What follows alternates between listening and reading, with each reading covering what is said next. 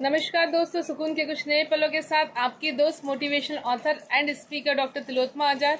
आज के सेशन में हम चर्चा करने जा रहे हैं ईश्वरी कृपा की। जी हाँ दोस्तों, जब भी हम ईश्वर के सामने नतमस्तक होते हैं तो कभी भी अपनी सीमित इच्छाएं ईश्वर के सामने प्रकट ना करें। जब भी ईश्वर से कुछ कहे तो यही कहे, यही अरदास करें, यही प्रार्थना करें कि हे प्रभु, आपको जो भी देना है, जो भी मेरे लिए बेहतर हो, आप वही दीजिए और बस ईश्वर से कुछ ना मांगिए। क्योंकि जब हम सीमित इच्छाएं करते हैं तो हमें जितनी इच्छाएं करते हैं उतना ही मिलता है, लेकिन यदि देने वाला असीमित और अनंत है तो उससे सीमित मांगकर हम सीमित ना रह जाए। चलिए एक छोटी सी कहानी के माध्यम से इसे समझते हैं।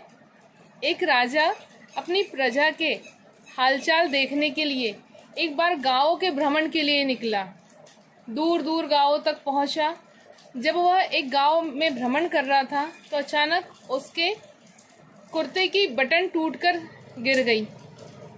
राजा ने अपने मंत्री को बुलाया और कहा, क्या इस गांव में कोई सुनार है? उसे बुला लाओ, वो मेरे कुर्ते की बटन को ठीक कर देगा।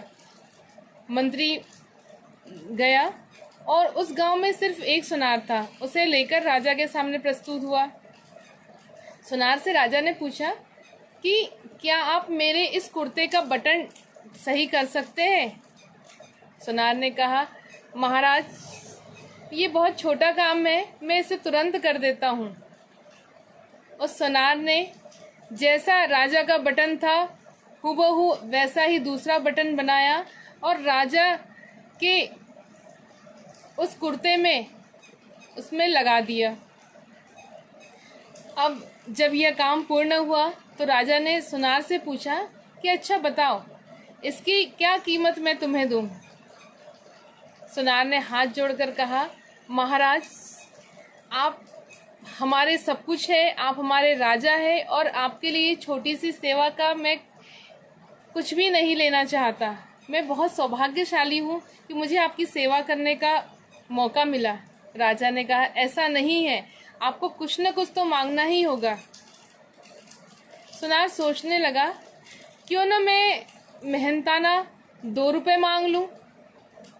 फिर उसके मन में विचार आया कि अगर मैंने राजा से इसका मेहनताना 2 रुपए मांगा तो राजा सोचेंगे कि मैं सभी से, जब राजा से 2 रुपए मांग रहे तो प्रजा से तो और ज़्यादा मांगेगा और इसकी कहीं मुझे सजा न दे दे, क्योंकि उस समय में 2 रुपए बहुत बड़ी राशि हुआ करती थी।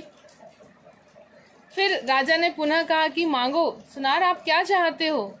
सुनार ने कहा, महाराज, आप देना ही चाहते तो आपकी जो इच्छा वही दे दीजिए, आपको जो उचित लगे वही दे दीजिए।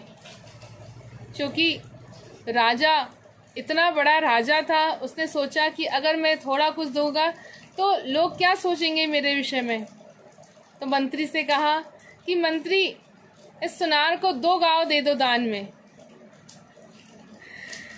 सुनार सोचने लगा कि मैं तो मात्र 2 रुपए मांग रहा था, मांगने की सोच रहा था, और देखिए राजा ने क्या रहमत की कि मुझे 2 गांव दान दे दिए।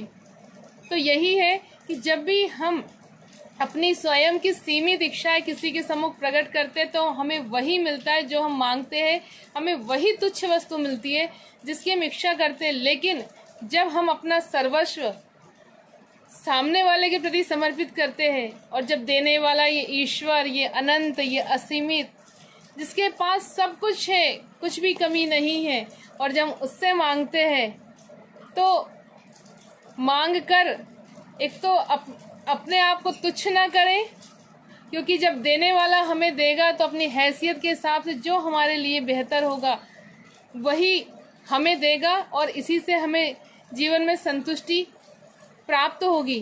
और जब हम इस संतुष्टि के भाव से अपना जीवन यापन करते हैं, अपना तन मन धन सब इस गोविंद, इस निराकार को अर्पित कर देते हैं, तो हमारे जीवन में हर वो चीज़ मिलती है जिसकी हम कल्पना भी नहीं कर सकते। जी हाँ दोस्तों, ईश्वर की जब कृपा हम पर होती है तो वो हर सुकून की, वो हर सुख सुविधा, हर आनंद हमें मिलता है जिसकी हम कल्पना भी नहीं कर सकते। इसलिए जब भी ईश्वर के सम्मुख नतमस्तक हो तो सिर्फ और सिर्फ ईश्वर को मांगे। जब हम ऐसा करते हैं तो हमारे जीवन में हर वो चीज़ हमें मिल जाती है जिसकी हमें अभिलाषा होती है। सुकून के कुछ नए पलों के साथ आपसे पुनः मुलाकात होगी। तब तक के लिए जय हिंद, जय भारत। आपको मेरा ये वीडियो पसंद आए तो इसे लाइक, सब्सक्राइब, शेयर करना ना भूलिए।